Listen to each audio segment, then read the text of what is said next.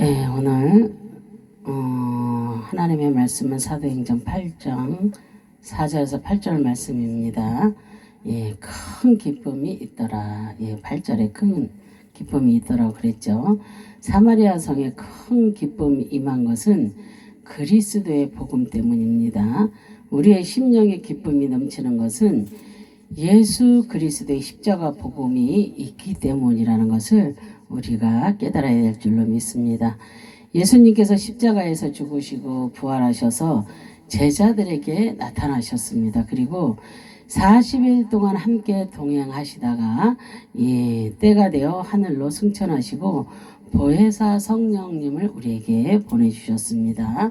마가의 다락방의 오순절날에 성령님이 임하시고 제자들은 담대하게 예수 그리스도의 복음을 전파하기 시작했습니다. 그러나 율법주의자들의 핍박도 만만치 않았습니다. 그 중에 대표인 사울이라는 청년이 있었습니다. 지금은 이제 그 난중에 사도 바울이 되잖아요.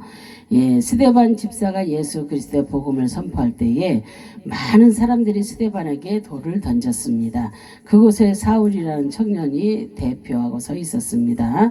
스데반이 죽고 난 후에 사울은 의기가 당당하여서 나머지 교회를 잔멸하기 위해 혈안이 되었고, 그리고 또 구원받은 그 그리스도인들을 핍박하여 잡아다가 옥에 가두었습니다. 이때는 사울이 회개하기 전이죠. 8절 이제 9장에 넘어가면은 이제 사울이 이제 회개하는 장면도 나옵니다. 그리고 바울로 변화되는 그런 삶을 살게 되지요. 이런 내용이 7장과 8장의 서론에 나오고 있습니다. 그런데 중요한 것은 이렇게 핍박을 하더라도 복음은 더 흥황할 것이라는 것을 오늘 본문의 말씀을 통하여 깨닫게 하시는 것입니다. 세상에 핍박이 올수록 복음은 더 강력하게 전파될 것이며 능력과 또한 표적이 나타나게 된다는 것입니다.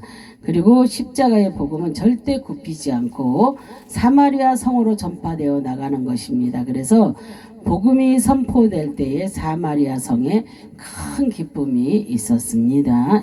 그래서 그럼 우리는 이 말씀을 통하여서 무엇을 우리가 깨달아야 되겠습니까? 바로 사마리아 성은 부정한 곳입니다. 그런데 구약에서는 이세벨이라는 그 여인이 우상의 도시로 만들어버린 곳이고 북이스라엘을 바알과 아세라 신을 섬기는 나라로 만들었던 그런 근원지가 바로 사마리아 성입니다.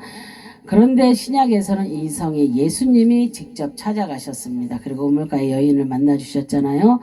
그리고 우물가의 여인을 만나 복음을 선포하셨으며 이 여인이 마을로 돌아가서 예수 그리스도를 전파하니 많은 사람들이 예수님을 믿었습니다. 그런데 빌립도 사마리아로 가서 복음을 선포하고 있는 것을 볼 수가 있습니다. 많은 사람들은 부정하다고 생각했고 유대인들은 찾아보지도 않았던 그런 장소입니다. 그런데 이곳에 하나님의 백성들이 준비되어 기다리고 있었습니다. 이 말씀은 사람의 생각으로 하는 것이 아니라 심령의 갈급함을 가지고 복음을 사모하는 자들이 있다는 것입니다.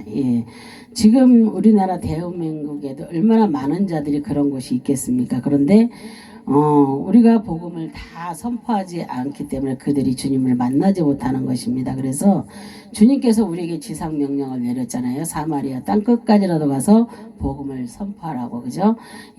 그 사명을 우리가 해내야 된다는 것입니다. 그래서 이런 자들에게 복음을 선포하게 하시기 위하여 하나님은 제자들을 예루살렘에서 흩어지게 하셨던 것입니다. 그래서 사방으로 흩어지게 하셔서 복음을 선포하게 하셨잖아요. 이 시간 우리들도 사마리아 성과 같은 마음으로 예수 그리스도의 복음을 사모하시고 준비되어 있으면 심령에 큰 기쁨의 역사가 일어난다는 것입니다. 이런 역사는 오직 예수 그리스도의 복음 위에는 없다는 것입니다. 오늘 이 말씀을 통하여서 마음의 십자가 복음을 받아들이시고 기쁨이 넘치는 그런 저와 여러분 되시기를 주님의 이름으로 축원합니다. 예, 오늘 말씀을 통하여서 우리가 깨달을 수 있는 그런 진리가 무엇이겠습니까? 첫째, 복음의 말씀을 전파했다는 것을 우리가 깨달아야 됩니다. 예, 그래서 우리가 듣든지 아니 듣든지 복음을 전파하라고 했잖아요. 사도행전 8장 4절에 그 흩어진 사람들이 두루 다니며 복음의 말씀을 전할세 그랬어요. 예, 이렇게 사람들이 다 흩어져서 이렇게 사방으로 흩어져서 복음을 전합니다. 율법주의자들이 그리스도인들을 핍박하여 흩어지게 한 것처럼 보이지만 이것은 하나님의 계획이었다는 것을 우리가 깨달아야 될 줄로 믿습니다. 우리도 우리 삶에 있어서 우리가 하는 것 같지만 우리가 하는 것이 아니라 하나님께서 하신다는 것을 우리가 깨달아야 될 줄로 믿습니다. 은혜를 받은 자들이 예루살렘에만 있으려고 하니 하나님은 핍박이라는 도구를 사용하여서 사마리아와 땅끝까지 복음을 선포하게 하시는 것입니다. 그래서 복음을 가지고 있는 예수님의 제자들이 흩어져서 다른 말을 한 것이 아닙니다. 이들은 성령께서 주신 말씀을 선포하고 있는 것입니다. 바로 복음의 말씀을 전하고 있습니다. 우리도 성령이 내 안에 계시면은 말씀을 볼 때마다 말씀이 생각나게 되고 누가 말을 해도 그 하나님의 말씀이 생각나서 그들을 예수 안으로 돌아오게 할 수 있도록 복음을 선포하게 되잖아요. 그래서 이렇게 우리가 성령께서 내 안에 계시기를 항상 기도해야 될 줄로 믿습니다. 예, 그리고 늘 깨끗하게 세상에서 살면서 우리가 죄를 안 짓고 살 수는 없겠지만 그렇지만 우리가 죄를 안 지으려고 노력할 때에 그때 성령께서 나와 함께 하신다는 것입니다. 복음을 가진 자들이 율법주의자들에 의해 핍박을 받아서 그들의 눈을 피하여 흩어졌습니다. 그래서 이들이 핍박을 받아 흩어진 이유가 무엇이겠습니까? 바로 하나님께서 이들과 함께 하고 계셨기 때문입니다. 또한 복음을 가지고 있었기 때문에 세상의 어둠의 건세에게 핍박을 받게 되는 것입니다. 우리가 예수님을 정말로 사랑하고 믿고 있는 그런 사람들은 어떻게 해요? 핍박을 많이 받잖아요. 그죠? 예, 결국에는 누가 승리해요? 예수를 믿고 있는 그들이 다 승리를 하게 되는 것입니다. 만약에 예수 그리스도의 복음이 없었다면 이들은 핍박받을 이유가 전혀 없다는 것입니다. 하나님께서는 복음을 가지고 나가서 세상 끝까지 복음을 전파하여 하나님 그 복음에 씨를 뿌리고 이 복음이 심겨지기를 원하시기 때문에 흩으셨습니다. 한 곳에 있으면 그 한 곳밖에 전파가 되지 않겠잖아요. 그래서 하나님께서 그들을 흩으시고 그래서 그들이 많은 곳에서 예수님을 전할 수가 있었던 것입니다. 그래서 우리도 복음을 선포할 때는 전부 흩어져서 복음을 전해야 될 줄로 믿습니다. 어느 한 곳을 정해놓고 하는 것이 아니라 여기도 가서 전하고 저기도 가서 전하고 이렇게 그래서 우리가 복음을 듣든지 아니 듣든지 전하라고 했잖아요. 그래서 물론 찬양을 하면서 전해도 되고 뭐 여기 가서 말씀으로 전해도 되고 이제 전하는 방법은 여러 가지가 있겠죠. 지금 옛날이나 지금이나 다 똑같은 것입니다. 그래서 변화가 된 것은 우리가 조금 발전됐다는 것밖에 없습니다. 그래서 우리는 민들레를 보게 됩니다. 민들레가 때가 되어 꽃이 피고 홀씨가 만발하게 됩니다. 그죠? 그런데 이것이 스스로 떨어지지 않고 날아가지를 못합니다. 그런데 바람이 세차게 불어오니 민들레 홀씨가 본체에서 떨어져 바람에 몸을 맡기고 떠나게 되는 것입니다. 이 홀씨는 어디로 갈지도 알 수가 없어요. 그냥 바람에 몸을 맡기는 것입니다. 그래서 그러다가 어느 낯선 장소에 홀씨가 떨어지게 됩니다. 그리고 이 홀씨가 그곳에 정착하게 되고 다음 해에 씨가 또한 발아하여 민들레가 되고 그런 복음의 그 영역이 확장되어 가는 것도 역사적으로 이렇게 이루어지는 것입니다. 그래서 민들레 홀씨 이것을 기억하시면 복음도 이렇게 흩어져서 많은 곳에서 씨를 뿌려서 이렇게 만발하게 되겠구나 이런 것을 기억하시면 되겠습니다. 그래서 하나님은 복음을 가진 나를 세상으로 보내서 그곳에서 복음을 심게 하시고 필요한 자들에게 복음을 복음을 전해 주었더니 이것이 홀씨가 되어 퍼져나가는 것입니다. 내 입술에서 한마디 퍼져나갔지만 또한 다른 사람이 있고 또 퍼져나가고 또 퍼져나가고 그렇게 되는 것입니다. 예, 그래서 흩어지지 않으면 절대 복음은 확장될 수가 없다는 것을 기억하시기 바랍니다. 이렇게 복음을 가진 자들이 핍박을 받아 흩어지는 것은 하나님의 계획 가운데 있다는 것을 깨달아야 될 줄로 믿습니다. 예수 그리스도의 복음을 가진 자들에게는 세상의 핍박도 함께 그렇게 받는 것입니다. 그래서 이런 환란이 있다면 나는 복음을 가진 자라는 것을 우리가 깨달아야 될 줄로 믿습니다. 그러나 많은 상급도 주님께서 주시는 것입니다. 그리고 이런 핍박은 내가 받기 싫어도 받을 수밖에 없는 것입니다. 그리고 복음을 가지고 있다면 반드시 세상의 환난과 핍박도 우리가 겸하여서 받게 된다는 것입니다. 마가복음 10장 29절 30절에 보면은 예수께서 이르시되 내가 진실로 너에게 이르노니 나와 복음을 위하여 집에나 형제나 자매나 어머니나 아버지나 자식이나 진토를 벌인 자는 현세에 있어 집과 형제와 자매와 어머니와 자식과 전토를 100배나 받게 된다고 이렇게 써 있잖아요. 너무나 얼마나 큰 축복입니까? 100배나 받되 박해를 겸하여서 받고 내세의 영생을 받지 못할 자가 없느니라 그랬어요. 우리가 천국에 가서 영원히 산다는 얘기입니다. 예. 그래서 참 귀한 말씀이죠. 이런 말씀을 읽을 때 얼마나 우리 마음이 뜁니까? 정말로 우리가 예수께서 이르시되 내가 진실로 너에게 이르노니 나와 복음을 위하여 집이나 형제나 자매나 어머니나 아버지나 자식이나 전토를 벌인 자는 현세에 있어 집과 형제와 자매와 어머니와 자식과 전토를 100배나 받되 박해를 겸하여 받고 내세 영생을 받지 못할 자가 없다고 이렇게 말씀을 하고 계십니다. 이런 축복을 여러분들이 다 받으시기를 축복합니다. 예수님께서는 나와 복음을 위하여 집이나 형제나 부모나 자식이나 땅을 버린 자는 현재 살고 있는 곳에서도 버린 것보다 더 크게 축복해 주신다고 그렇게 말씀을 하고 계십니다. 그러나 예수님 때문에 박해를 겸하여 받는다고 그렇게 말씀하십니다. 그런데 내세에서는 그 영생을 반드시 받는다고 주님은 말씀하고 계십니다. 그래서 우리들도 예수 그리스도의 복음을 선포할 때 역사가 일어나는 것입니다. 정말로 이렇게 전도할 때 있잖아요.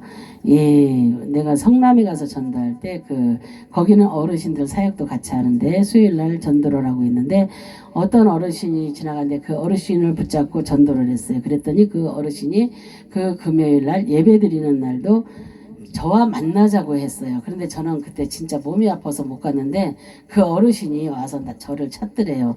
정말로 눈물 나게 감사하고 고맙더라고요. 그래서 우리는 한 영혼이 얼마나 천하보다 귀한지, 그리고 내 말 한마디에 그 영혼이 살고 죽는다는 것을 우리가 기억하시고 말도 정말로 우리가 복음을 선포할 때도 이쁘게 선포하시길 바랍니다. 성경에서 복음을 선포할 때가 있었는데 왕이 세워질 때 복음을 선포했습니다. 그리고 대제사장을 세울 때 복음을 선포했고 전쟁에서 승리할 때 복음을 선포했습니다. 현재 제자들은 왕으로 오셔서 십자가에 달리신 예수 그리스도를 선포하고 있습니다. 또한 제사장의 사역을 감당하시고 사탄의 머리를 십자가에서 짓밟으시고 승리하신 그런 예수 그리스도를 전파하는 것입니다. 이것이 바로 복음입니다. 이렇게 그리스도의 사람들은 현재 지금 복음을 전파하고 있는 것을 우리가 말씀을 통해서 볼 수가 있습니다. 복음은 항상 현재입니다. 그래서 과거에 끝난 것이 아니라 앞으로 올 것이지만 지금 전파라는 것입니다. 우리가 언제가 제일 중요해요? 지금이 중요하잖아요. 그래서 그런데 복음은 내일 전할 거야 하면 늦습니다. 예, 맨날 내일이 되니까, 그죠? 그러나 지금은 항상 지금이 되잖아요. 오늘이 항상 오늘이 되듯이, 그죠? 예, 그래서 우리는 내일 전할 거야 하는 말은 하지 마시고, 예, 지금 우리가 전할 수 있을 때 전하셔서, 예, 하나님께 인정받고 쓰임 받으시는 저와 여러분 되시기를 바랍니다. 오늘 복음의 말씀을 듣고 구원을 얻어야 할 자가 있기 때문입니다. 그렇기 때문에 하나님께서 이 제자들을 보내서 복음을 선포하게 하신 것입니다. 이렇게 복음을 전하면 전하는 자들에게도 상급이 있습니다.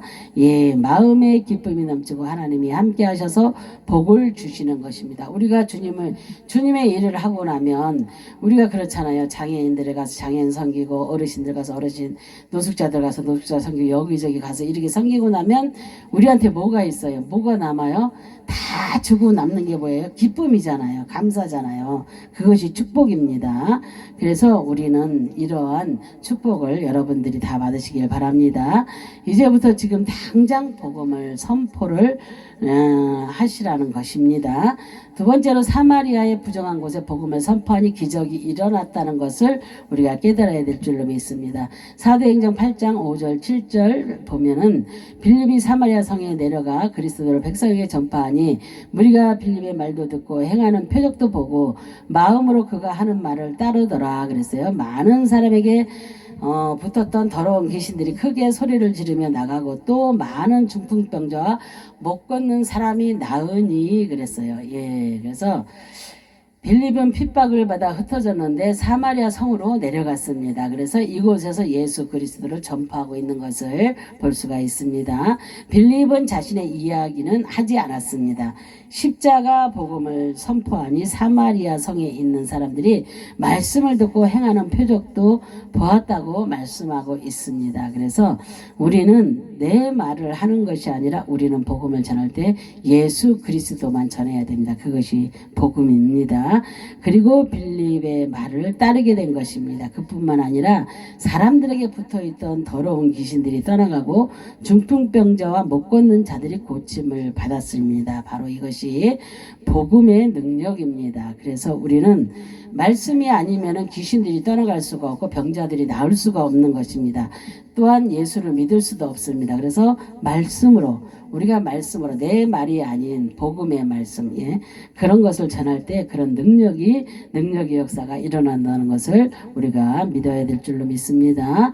빌립은 사마리아 성에 가서 십자가 복음을 전파하고 확실하게 말씀을 가르쳤습니다. 그리고 이렇게 말씀을 가르쳤더니 많은 사람들이 예수께로 전도되는 놀라운 일이 벌어진 것입니다. 이미 하나님께서 사마리아 성에 사람들을 준비시켰던 것입니다. 예, 그리고 우리가 이렇게 이 단어를 보면 설교라는 단어와 연결이 되어 있습니다. 전파한다는 것은 전파하다, 가르치다, 전도하다 이런 뜻이 담겨 있습니다. 그래서 설교라는 단어와 연결이 되어 있다는 것을 우리가 깨달아야 될 줄로 믿습니다. 그리고 선포하여 설교하는 것을 말하는 것입니다.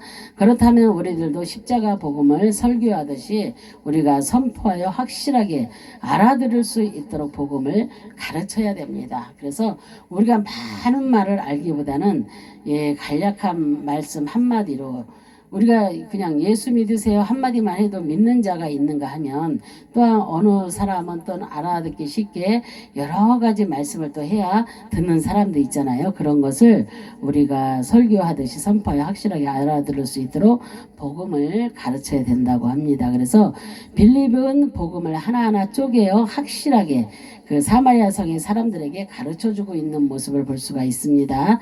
이것은 실제적인 사실이며 이들이 완전하게 복음으로 무장할 때까지 계속해서 복음의 말씀을 선포하고 있다는 것입니다. 예, 그러면 우리들도 말씀대로 계속해서 설교를 우리가 해야 될 줄로 믿습니다. 십자가 복음의 말씀을 깨달을 수 있도록 알아듣기 쉽게 우리가 전해주어야 될 줄로 믿습니다.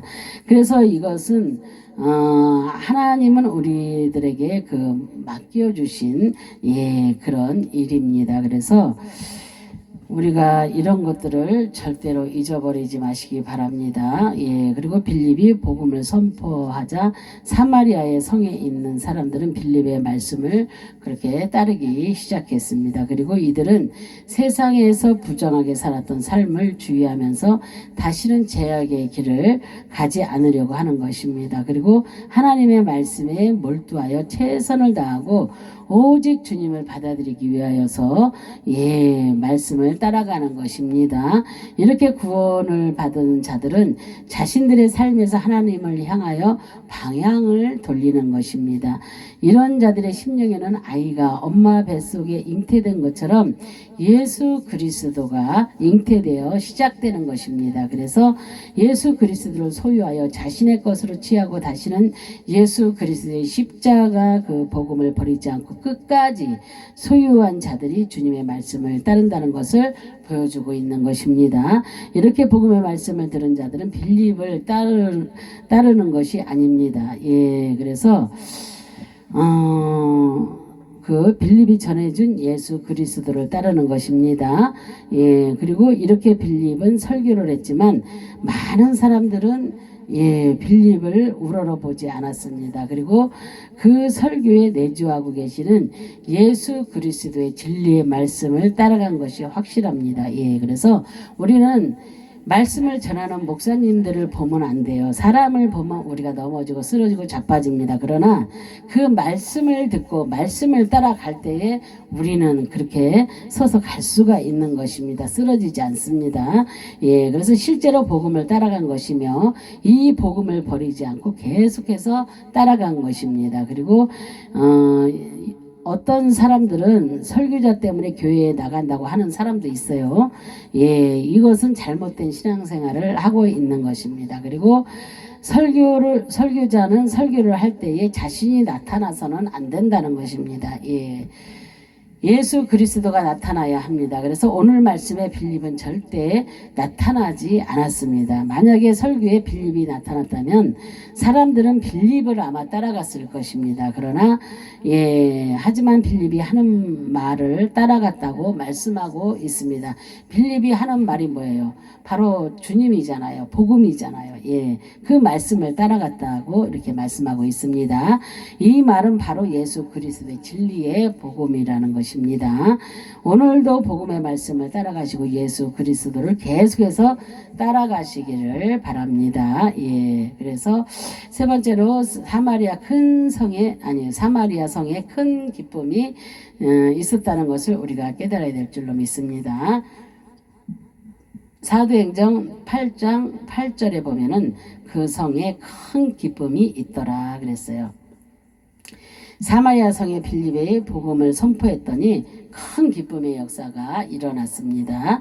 십자가 복음이 이들의 삶을 바꾸어 놓았기 때문입니다. 예, 지금까지 심령에는 부정한 상태로 살고 있었습니다. 겉으로도 많은 병들이 있었습니다.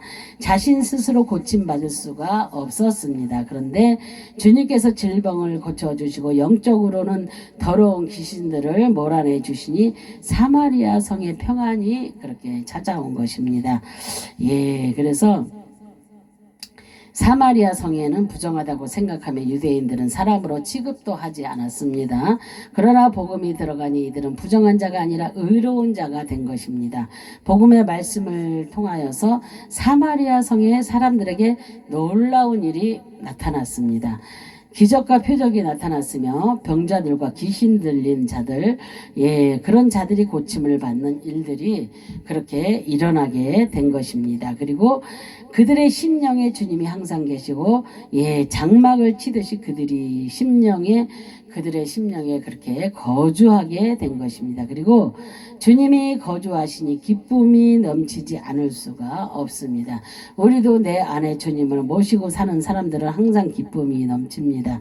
그런데 그리고 우리들의 심령에도 예수 그리스도가 있다면 기쁨이 넘치겠죠. 그러나 화가 나더라도 우리가 주님을 기억하고 생각하면서 주님의 평강을 느끼는 그런 날들이 되었으면 좋겠습니다. 우리는 주님을 내 안에 모신다고 하면서 순간순간 화를 낼 때에 주님을 그거는 기억하지 않는다는 것입니다. 그렇기 때문에 우리는 화가 날 때에도 항상 주님을 생각할 때에 그렇게 주님을 내 안에 모실 때에 평강을, 기쁨을 우리가 느끼고 살아갈 수 있다는 것을 기억하시기 바랍니다.